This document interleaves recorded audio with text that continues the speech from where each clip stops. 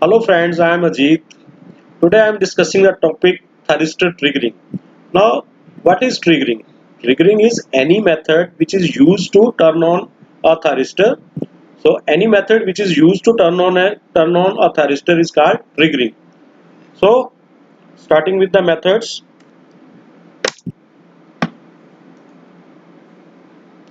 Now, first method which we can use for turning on a thyristor is called forward voltage triggering. Now, what is the meaning of this forward voltage triggering? What is this method?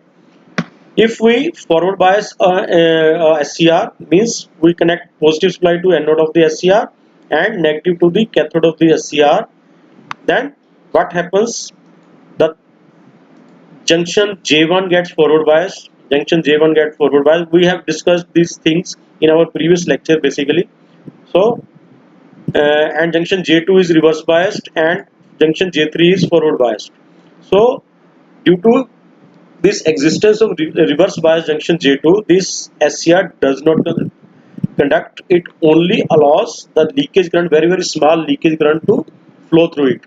But if we go on increasing the voltage, if we go on increasing this voltage applied between anode and cathode, a time will come this reverse bias junction will get breakdown due to a process called avalanche breakdown. Due to avalanche breakdown, this reverse bias junction gets breakdown and this SCR starts conducting. This SCR starts conducting because there is no junction now. There is no reverse bias junction now. So this SCR starts conducting, and the voltage at which this SCR starts conducting is called forward breakover voltage, VBO. This is called forward breakover voltage, VBO. So, on application of higher voltage across the SCR, we can turn on the SCR. This method of turning on an SCR is called forward voltage triggering. Now we have seen the SCR characteristics in our previous lecture also. So, taking it again. So, on application of anode to cathode voltage at lower anode voltages, only leakage current flows, only forward leakage current flows. But if we go on increasing the voltage, a time will come when your junction J2 will break down and voltage across the SCR reduces sharply and current um, through the SCR rises sharply. So that voltage where this process happens, this thing happens, is called forward breakover voltage, VBO. This is forward breakover voltage. So when the voltage across an SCR is greater than or equal to forward breakover voltage, the SCR starts conducting. This method of turning on the SCR is called for this voltage triggering. So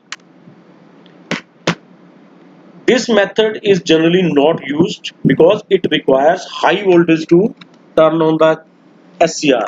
So you can see here we have not connected the gate terminal to any supply. In this method we have not connected the gate terminal to any supply, only the supply has been connected between anode to cathode.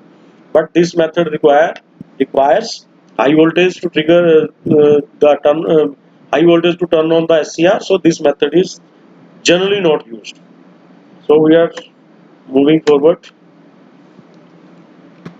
Now, when the SCR starts conducting, the anode current is only limited by load impedance. The external load which you have connected to SCR, that will only limit the current through the SCR.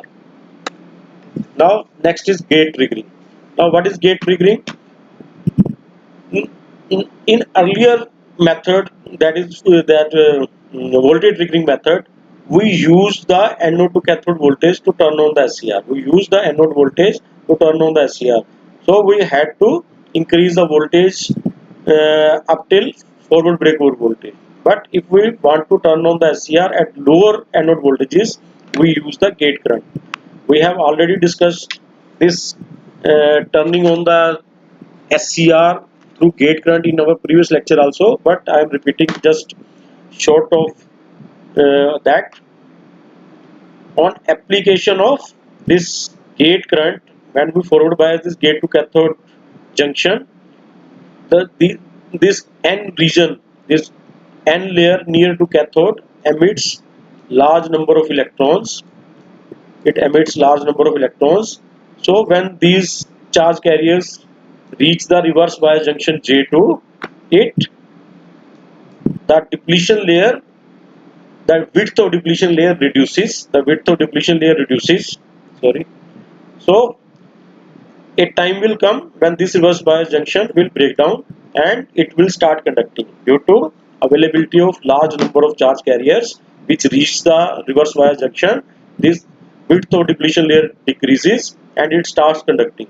So at lower anode voltages it starts conducting on application of small amount of gate current. The gate current that which we apply the gate current which we apply in these SCRs is of the range of 20 to 200 milliampere only. You can see the but a small amount of this gate current is needed to turn on an SCR at lower anode voltages. At lower anode voltages. So this method is generally preferred.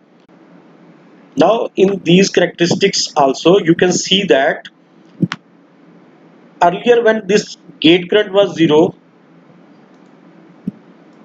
the SCR was turning on at this voltage VBO, forward breakthrough voltage. But if we give gate current to the SCR, it starts conducting at lower voltages. You can see we have already discussed these characteristics in previous lecture also. So it starts conducting at lower voltage, and if we go on increasing the gate current, it starts conducting at even lower voltages. So with application of gate current you can you can make an SCR conducting at lower anode voltages. So this is the benefit of this gate triggering, and generally this method of triggering is used. Not the voltage triggering.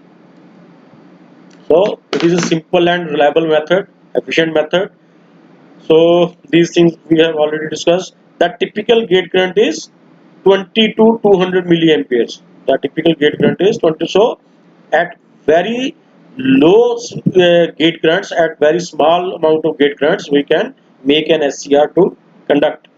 So higher the gate current, lower is the forward breakover voltage. So if you go on increasing the gate current, the voltage at which your SCR starts conducting will be low. Breakover voltage will be low. So these things we have already discussed. So we are moving to further.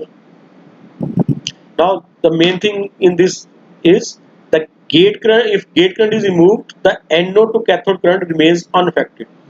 We have already discussed this thing in previous lecture also.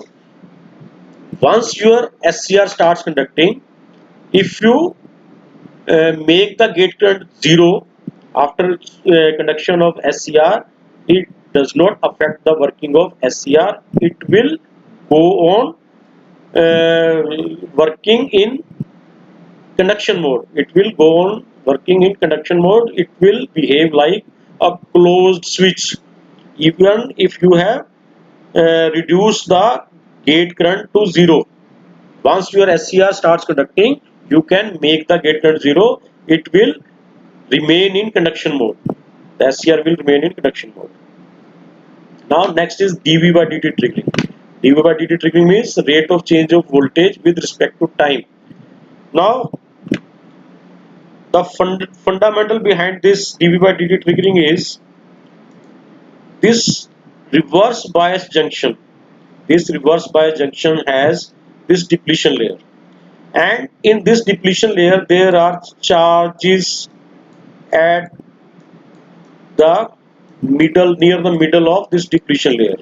The positive charges are there on N side and negative charges are there on P side. Now you can compare this. Now in between there is a reverse bias junction which is not conducting at all and behaving like an insulator. Now you can compare this with a capacitor. Now a capacitor has two plates separated by some insulation, and there are charges on the plates of a capacitor. The capacitor is separated by some dielectric, that is an insulating material, and between these two conductors there is this insulation called dielectric. So you can compare this with this reverse bias junction. So a reverse bias junction behaves like a capacitor. A reverse bias junction behaves like a capacitor. Now the current in a capacitor, IC, current in a capacitor is equal to C dV by dt. C dV by dt. C is the capacitance of a capacitor and dV by dt is the rate of change of voltage with respect to time. Now, if you increase this dV by dt somehow, you increase this dV by dt, the current in capacitor increases sharply. The current in a capacitor depends upon the rate of change of voltage across the capacitor. Like if you have this capacitor and you have connected some voltage source across this capacitor, if the rate of change of this voltage source is high, the current in capacitor will be high. If rate of change of voltage of this source is low, then uh, the current in capacitor will be low. Now similarly, if the rate of change of voltage across this junction J2 is high, a large amount of current will flow through this reverse bias junction. Large amount of current will flow through this reverse bias junction. Now how it can happen? Suppose I turn on this switch immediately within no time. I turn on this switch within no time or in very small time. If I turn on this switch, now what will happen? Earlier the voltage across this junction was 0. Voltage across this junction was 0, but on switching on the supply, the voltage across this junction rises sharply. The voltage you have applied through this voltage source is now appearing across the reverse bias junction, because these two junctions are already forward bias. So voltage drop across these junctions will be very small. All the voltage which you apply across the SCR appears across the reverse bias junction. So if you suddenly switch on this switch S, all the voltage which you have applied across the SCR will appear across the reverse bias junction. So due to sudden increase of voltage within very small time, the rate of change of voltage will be very high. Rate of change of voltage dV by dt will be very high, can be very high, not necessarily, but can be very high if your applied voltage is high enough and you have switched on within very small time. So this dV by dt can be very high, and if this dV by dt is high, then charge this capacitor current will flow through the reverse bias junction, and when this capacitive current flows through the junction, it may break down this junction, it may vanish this junction. So when charges the current flows through the reverse bias junction due to capacitive current, it breaks down the junction J2, and this SCR may start conducting. This SCR may start conducting. So we should avoid the sudden application of higher voltages. So we should have some protection across the SCR so that dV by dt may not rise within from safe limits, may not rise above the safe limits. So we should have some protection. we, we will discuss the SCR protections in some other lecture. So there are some protections which we can use to avoid this. So there can be this, also can be a method which can turn on the SCR, all dV by dt method. These the things I have already discussed are written here. The capacitor current is equal to C dV by dt. So due to this, current can flow in the capacitor or in a reverse bias junction. So with this high dV by dt, you may turn on SCR even though gate signal is 0. So if you have not even provided the gate signal, but your rate of change of voltage was high, so your SCR may turn on. This is also called false turning on of an SCR. You didn't want to turn on the SCR, but as your dV by dt was high, rate of change of voltage was high, your SCR may start conducting without your consent, you can say. Next is temperature triggering. Now what happens when you apply voltage across the anode to cathode terminal, between anode to cathode terminals, leakage current flows through the SCR. You have not provided any gate current. We are assuming you have not provided any gate current. So you have only connected a voltage source between anode to cathode, and leakage current flows. Now due to presence of voltage and leakage current, losses occur in an SCR. Losses occur in an SCR. Now due to that losses, temperature of the junction rises. Temperature of the junction rises.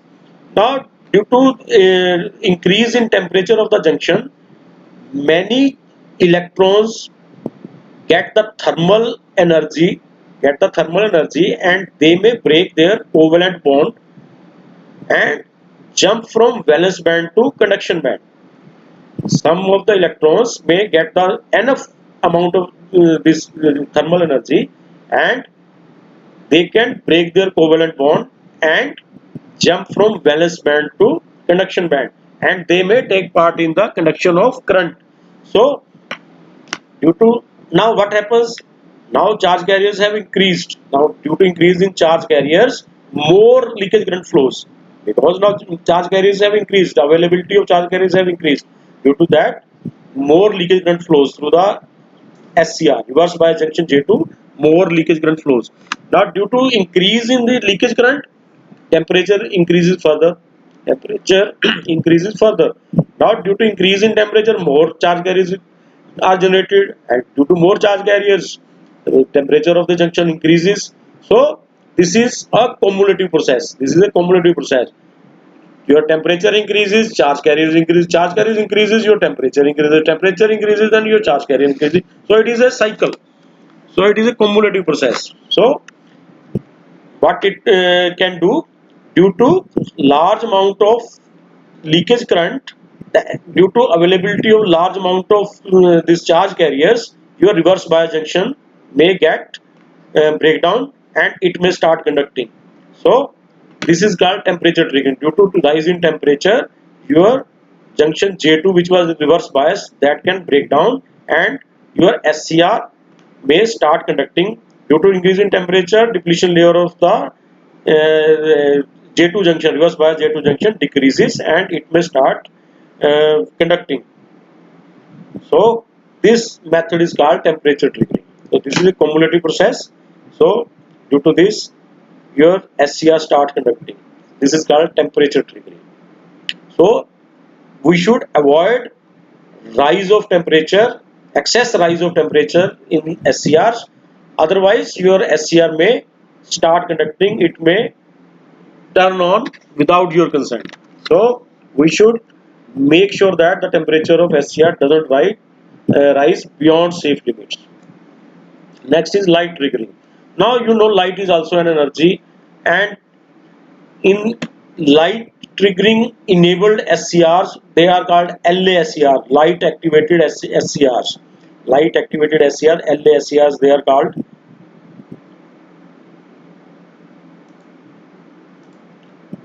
LASCR, light activated SCRs. Now in these SCRs, there is a window called recess. There is a recess in the P layer where your gate is connected. Where your gate is connected, there is also a recess or window, and light can be irradiated through this recess. Light can be irradiated through this recess, And light is also energy. You know, light is also energy. When the electrons get enough energy in the form of light energy, they can break the covalent bond and may jump from valence band to conduction band, and they may take part in the flow of current. So when we provide light through this recess to this p layer near the reverse bias junction, charge carriers generate, and these charge carriers when reach the reverse bias junction J2, the width of depletion layer J2 decreases and ultimately it breaks down. So junction J2 breaks down and this junction now vanishes. So due to breakdown of this junction, your SCR start conducting from anode to cathode. So light can also be used to trigger an SCR. So you may turn on an SCR using light. So this is a light activated SCR, LA SCR. You can see there are 6 terminals, 1, 2, 3. These terminals are here and 3 terminals are here. You can see here 1, 2, 3. 3 terminals are on left side and 3 terminals are on right side. In internal construction of this light triggered SCR, in single package there is an SCR and a diode. An SCR and a diode are in single package.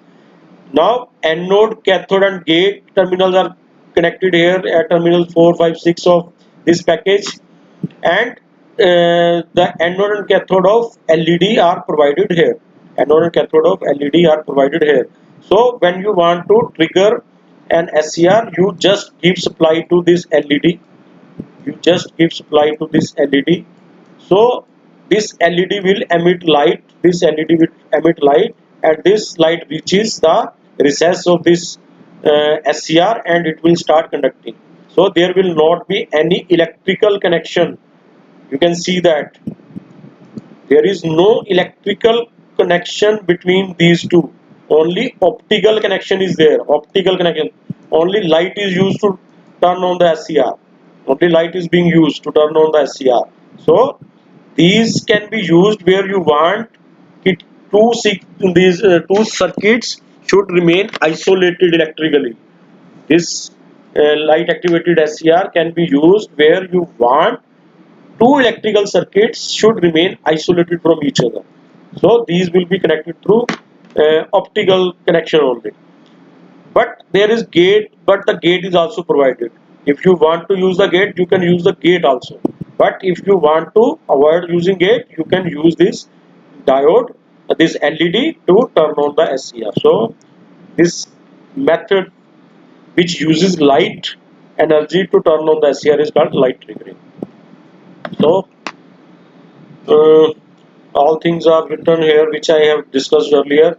Recess is irradiated with the light and free charge carriers are generated, and when these charge carriers get sufficient light energy, SCR gets turned on.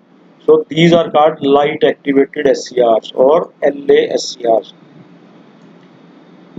LASCRs may be triggered with light source or gate signal, either through light source or gate signal. This is your choice. So this was all about the triggering circuits used in these thyristors. I hope you may have enjoyed the lecture. So I will continue the other topic in next lecture. So thanks for watching.